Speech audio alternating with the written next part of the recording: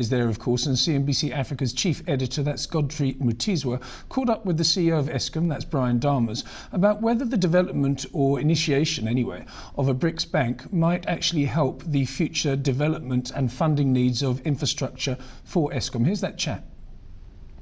Not only for our needs, but for the broader African needs. You know, all of us as BRIC countries have got a massive infrastructure program in all spaces. Eskom in the energy space in South Africa, and therefore, you know, having access to funding, and then this would create a great alternative access to infrastructure funding, and we're certainly looking forward to the development bank coming up from a BRICS perspective. What's your expectation in terms of perhaps the pricing that you would get from the traditional funders, what we have had, versus what that development bank would be able to offer you? Are you expecting it would be much cheaper?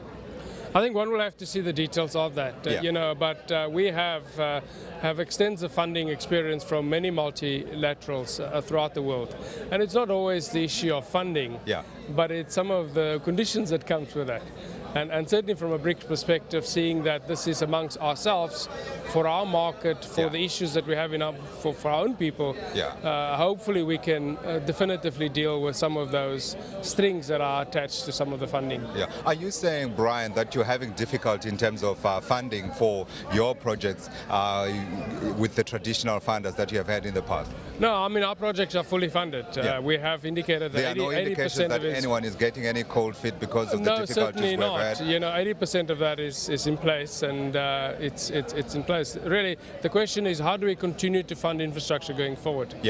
In a more creative way, with the needs of our own entities are being met, and certainly the BRICS Bank, the Development Bank, will play a big role in that regard. Okay, so funding is one aspect that the BRICS could potentially address. Some people have been talking about the BRICS potentially also forming some kind of structure that would help in terms of energy development between the BRICS nations themselves. Would Eskom play a role in there? What do you see in there for you if it's going to come around? I mean, we would support something like that. I mean, if you think just carefully around how does BRIC countries deal with energy security in all of those countries, and you think about how do we deal with the impacts of climate change. China has got a massive program in terms of infrastructure development and energy. China has made massive commitments around the green technology and implementation of renewables. Same with India. Brazil is one of the largest in the world around the issues of renewable technology, biofuels, and in the case of Russia. So there's a lot for us to share around how do we respond to climate change, how do we focus on innovation, technology sharing amongst all of us. And we as Eskom certainly would like to then play a role and benefit from that.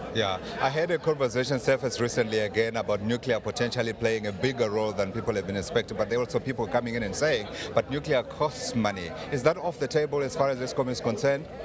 You know, nuclear is part of Eskom's and the country's energy plans. It is still the case going forward.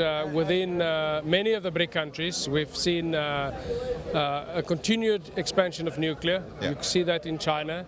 You see that in Russia at a very competitive level. But you know, not one specific technology will meet our energy needs, and therefore we need a range of these. The role of renewables, the role of coal, that's cleaner, and the role of gas, and then nuclear. And in the case of Brazil, brings in a tremendous amount of experience around hydro. And if you take an African perspective, then certainly South Africa leading the African effort with the rest of the BRIC countries, there's massive benefits for us. Brian, before I let you go, I have to ask you about the lights, because everybody is saying the system is under strain. Are the lights going to be kept on? Can you give us an update on Medupi and the kind of issues that they've had to deal with and whether everything is back on track? You know, from our perspective, we have been indicating for a long time that the power system is under constraint, particularly as we go into winter, and therefore really you know, talking to customers to conserve energy over the winter period, and particularly at nights between 5 o'clock and 9 o'clock. So from an Eskom perspective, we've always said alone we can't deal with a power system, but together getting South Africans to safe we can. That is our intent, that's what we're working on, but we do need customers to support us over that period. We have indicated Medupi that we have some key issues with contractors in terms of their performance. We are dealing with those. They are not resolved yet. We're all working towards meeting the deadlines for having these stations commissioned, and we certainly will keep contractors fired to their feet and make sure they deliver. Do you think they will be able to keep to the deadlines that you have set? You know, they have let us down many times before. We have, like I said, we will implement all our contractual remedies that we have, and that is what we're working on. So we are committed, as we have been for a very long time, to make sure that this happens. But we have with us quite big multinational companies that now needs to come to the table.